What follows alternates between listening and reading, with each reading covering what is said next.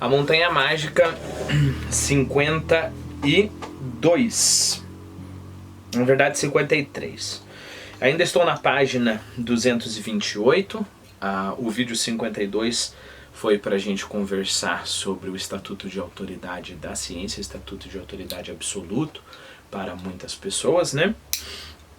E como que isso é problemático, pelo menos a gente consegue apontar esse problema. Não conseguimos resolver ainda, mas apontar, né?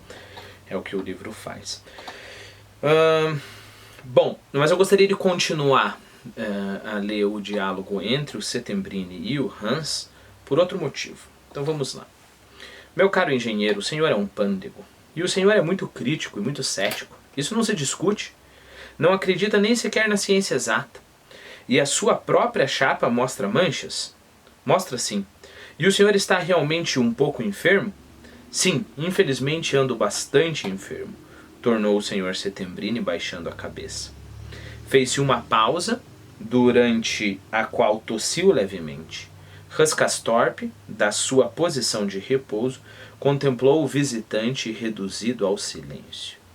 Era como se, com aquelas perguntas muito simples, tivesse refutado e silenciado muita coisa, inclusive a República e o belo estilo.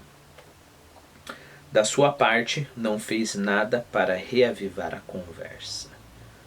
Depois de algum tempo, e a conversa continua. Lembre-se, palavras estranhas, expressões estranhas devem ser analisadas. E como se com aquelas perguntas muito simples tivesse refutado e silenciado muita coisa, inclusive a República e o belo estilo. Então ele perguntou, e o senhor está realmente um pouco enfermo? Foi isso que ele perguntou. Mas o senhor está doente? E aí com isso ele cala em Settembrini o estilo e a República e diversas coisas.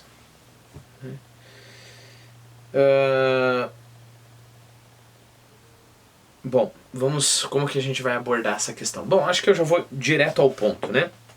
A pergunta é, por que Settembrini calou-se? Por que ele não conseguiu continuar a conversa? Porque ele tem o poder revolucionário, né? O Settembrini é aquele que consegue criticar, e isso é o que é peculiar ao poder revolucionário, né? Perceba, é diferente quando tem qualquer coisa, né? Por exemplo, meu professor está ensinando de alguma forma e eu olho para o meu professor e, sei lá, reivindico que ele deveria ensinar dessa outra forma que a gente aprenderia melhor. É diferente isso, né? Essa postura é diferente da postura de que eu vou falar que a escola é opressora e que está tudo errado e que a gente tem que destruir esse tipo de sistema, mais ou menos como as crianças no Another Brick in the Wall, né? Naquele clipe do Pink Floyd. O poder revolucionário por si só, ele só é um poder de destruição, e é isso que o Settembrini consegue muitas vezes. É claro que o Settembrini não é tão simples assim. Deixa eu abrir um parênteses aqui, algo que eu preciso reforçar com vocês. Reparem, a gente acabou de falar numa instância, no vídeo passado, em que o Settembrini aponta uma coisa extremamente importante, e a gente concorda com o Settembrini, né? O nosso impulso, como pessoas simples, que eu sou, por exemplo, é pensar, beleza, então o Settembrini é o cara na história que tem a razão, então eu vou prestar bastante atenção ao Settembrini. Não.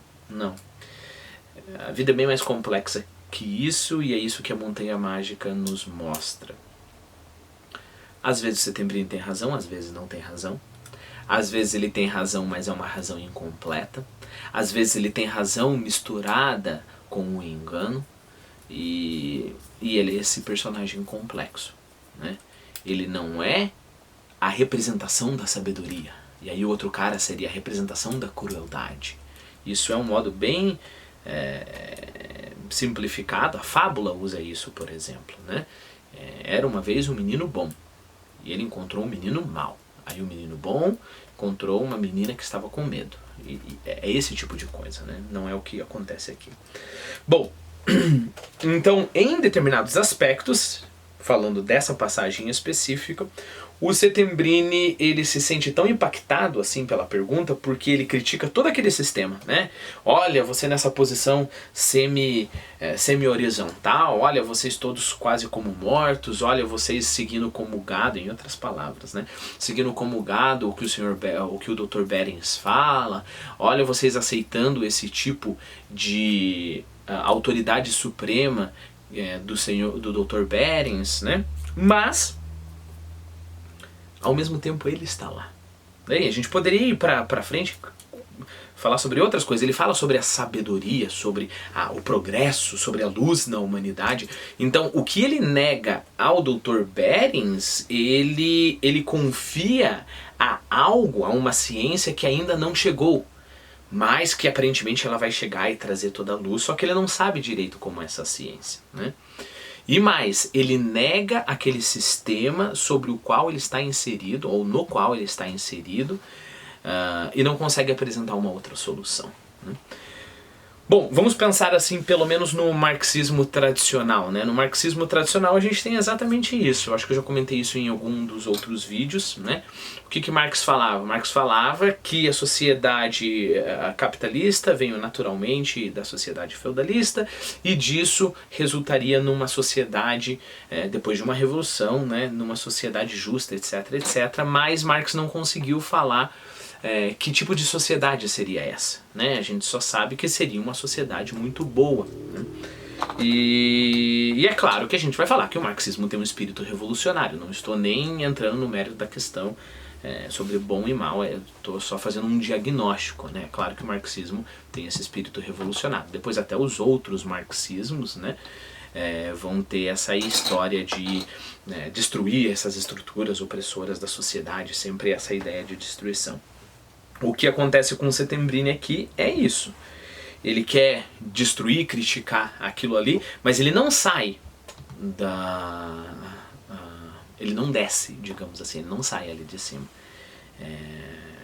Ele é meio rebelde ali naquela sociedade, não segue algumas regras, mas ele está inserido naquela sociedade por conta própria, por vontade própria, né?